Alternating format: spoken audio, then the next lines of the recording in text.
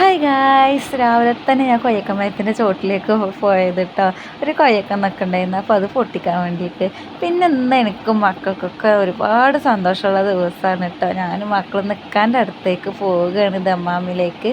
അപ്പോൾ അതിൻ്റെ ഒരുക്കങ്ങളും കാര്യങ്ങളൊക്കെ ഇരുന്ന് ഇന്ന് രാവിലെ അപ്പോൾ ഉമ്മ ഉള്ളിയപ്പം ഉണ്ടാക്കിയത് കേട്ടോ. അപ്പോൾ അതൊന്നൊരു ഉള്ളിയപ്പം കുറച്ച് കട്ടൻ ചായ എടുത്ത് കുടിച്ചു കേട്ടോ. അത് കഴിഞ്ഞ് പിന്നെ ഉച്ചക്കലത്തെ ചോറിന് ഇന്ന് മോര് കറിയും പയറുപ്പേരിയും ബീഫ് വരട്ടിയതായിരുന്നേ.